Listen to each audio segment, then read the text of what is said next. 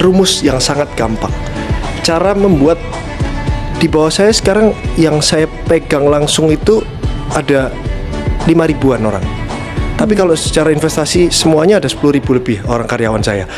Caranya supaya solid adalah satu garis di bawah kamu harus dekat.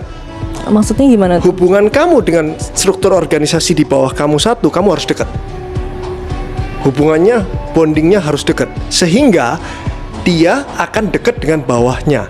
Terus bawahnya akan dekat dengan bawahnya lagi. Otomatis dari struktur organisasi CEO sampai paling bawah ini akan satu bersinergi gitu loh. Kalau kamu dengan bawahmu aja nggak bisa dekat, udah pasti nggak bisa saya bawah. Gampangnya Mbak Rizka sama atasannya udah pasti hubungannya baik. Kalau hubungannya nggak baik, males-malesan kerjanya. Oh, justru membangun dari sisi emosional juga ya? Pasti satu garis di bawah harus. Kalau nggak males-malesan pasti ngedumel kerjanya. Nggak perlu. Berarti kalau kayak Ko Andrew nggak perlu yang sampai bawah banget. Yang penting bondingnya layer di bawah. Iya.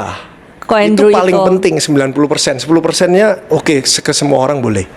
Karena begitu kamu 90% di bawahmu ini akan 90% lagi di bawahmu. Karena kalau dia nggak melakukan itu, atasanku aja baik ini, masa aku sama bawahanku kayak gitu. Tapi capek gak sih kok kayak harus mikirin bonding juga, sementara secara strategi juga harus mikirin gitu kan. Makanya itu harus fokus. Kalau orang nggak fokus, kerjanya jalan-jalan terus, akhirnya itu mikirin strategi aja nggak bisa, apalagi bonding gitu. Tapi kalau fokus kerja, dia ada waktu buat strategi, ada waktu buat bonding.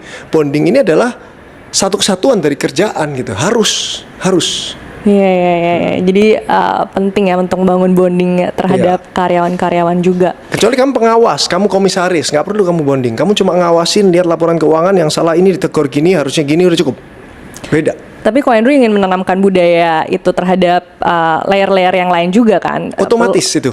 Budaya itu otomatis terbentuk pada saat kamu dengan bawahmu itu baik.